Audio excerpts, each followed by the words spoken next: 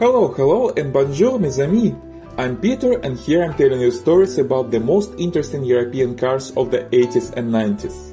Today we are talking about a French car with a Spanish name and a really international history, Renault Fuego.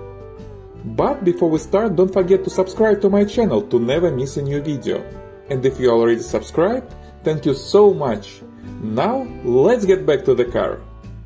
It was the first European-made passenger Renault with a name and not a model number for many years, since Renault Caravelle.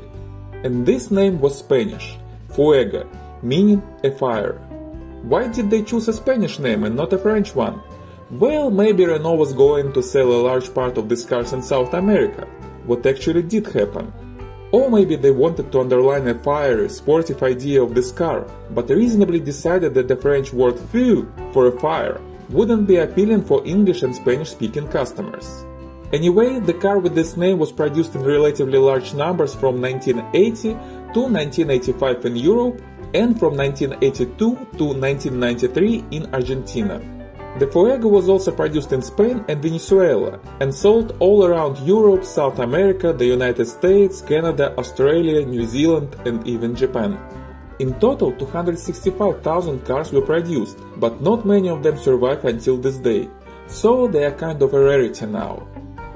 Renault Fuego was created to replace two popular coupes of Renault of the 70s, Renault 15 and Renault 17. The new car should become a hot thing and compete against performance versions of Volkswagen Scirocco and Ford Capri. By the way, I have an interesting video about Volkswagen Scirocco on this channel, check it out.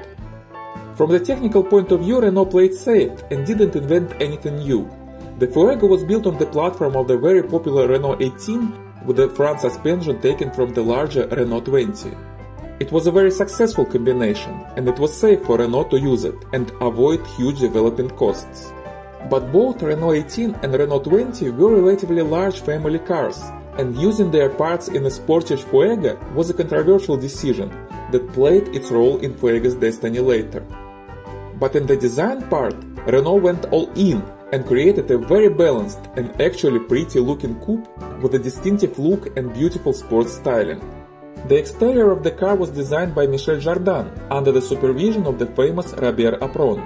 Robert Apron is known for creating Citroën SM, Citroën CX, Renault Alpine A310, Renault 9 and 11, which I have a video about, and Alfa Romeo SZ, which I also have a video about. But I couldn't find any information about Michel Jardin, except for his design in the Fuego. If you know other cars he worked on, please tell me in the comments below. The Fuego was a relatively large coupe for the 80s with a sportive look, great aerodynamics and a drag coefficient from 0.32 to 0.35 in different trims, better than Ferrari Testarossa with its 0.36. The car didn't have the door handles, instead they were just openings in the rear fenders, but the owners say that it is convenient. The full glass bubble-like trunk lid provided great rear visibility and made the car visually lighter. The same feature was used in Porsche 924 and 928, and this gave the Fuego a reputation of a poor man Porsche. The most distinctive feature of the Fuego was black grooved stripes going around the whole body and visually separating the lower and upper parts of the car, making it look lighter, sportier and more vigorous. It was a really good idea. The stripes made the Fuego truly unique and distinctive.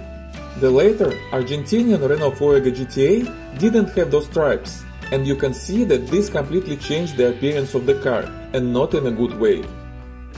Inside, the interior designed by François Lamperrier was also very modern and interesting. The anatomical seats were very comfortable, and the car itself was rather large despite of being a sports coupe.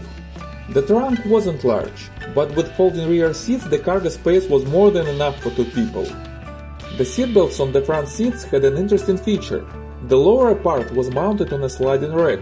When you wanted to fasten them, they slid forward to make the fastening easier.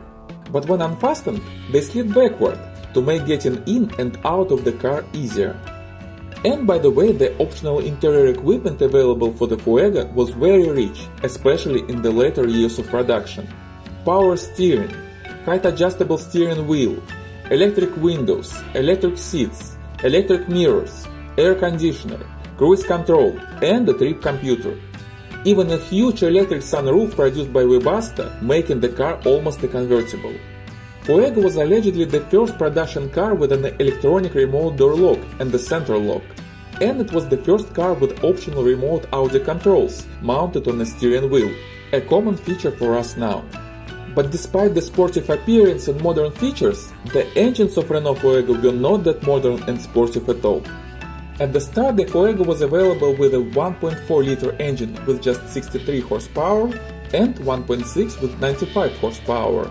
Both engines were carbureted in line four-cylinder engines from other Renault cars and were clearly underpowered for the sportish appearance of the car and the related expectations of the customers. Later, a 2-liter carbureted engine was introduced with 108 horses, a top speed of 192 km or 120 miles per hour and 0 to 60 miles per hour in 11 seconds. In 1982, a 2.1-liter four-cylinder turbo diesel appeared for some European markets, and it was a good one. With 87 horsepower, the diesel Fuego was the fastest mass-production diesel car in the world at the moment, with a top speed of 175 km or 109 miles per hour. The same year, a new 1.6-liter gasoline engine was introduced in a fuel-injected and, most importantly, turbo versions, first for the American market and later everywhere else.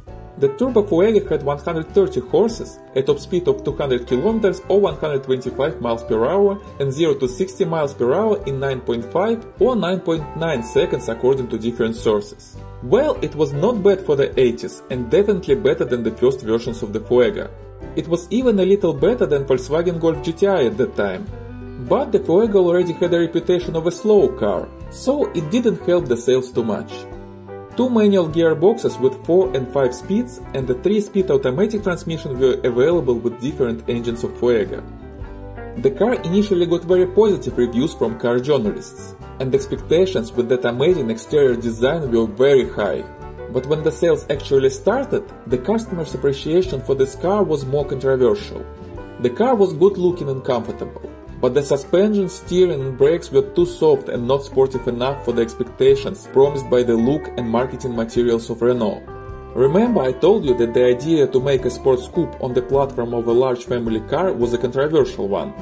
And the Fuego was very slow and boring in the first years of its existence.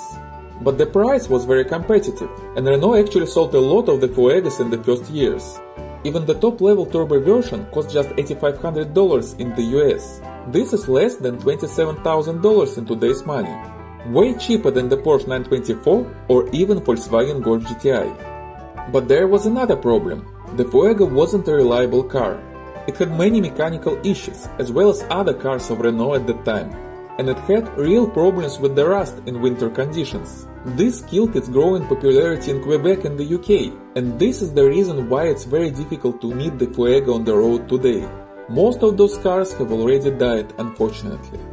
Renault addressed those issues in the later years, but it was already late.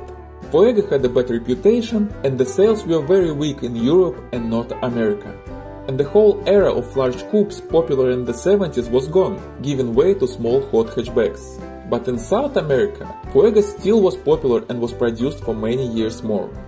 As a bottom line, Renault Fuego was a very interesting car with brilliant and unusual design, great fuel economy and many amazing features. It was a good car, especially in the last years of its production.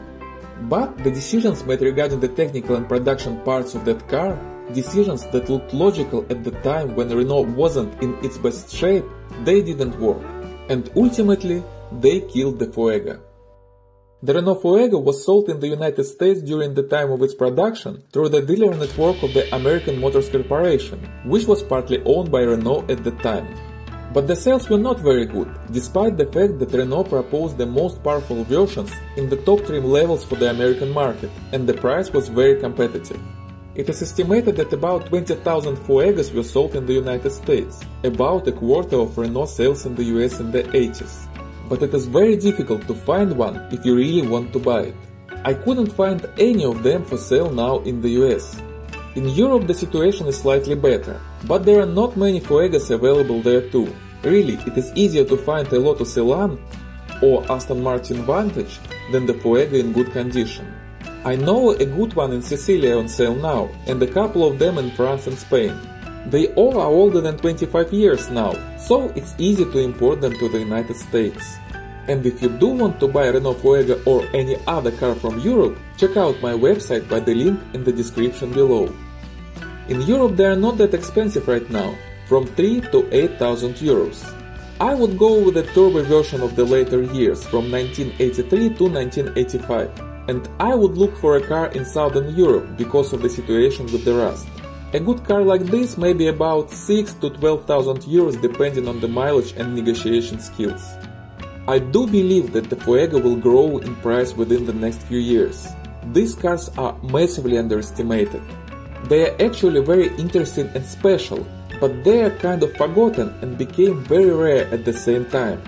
And the combination of interesting and rare is almost a guaranteed recipe for further increase in collectible value. So, if you want one, do not wait. Well, thank you very much for watching.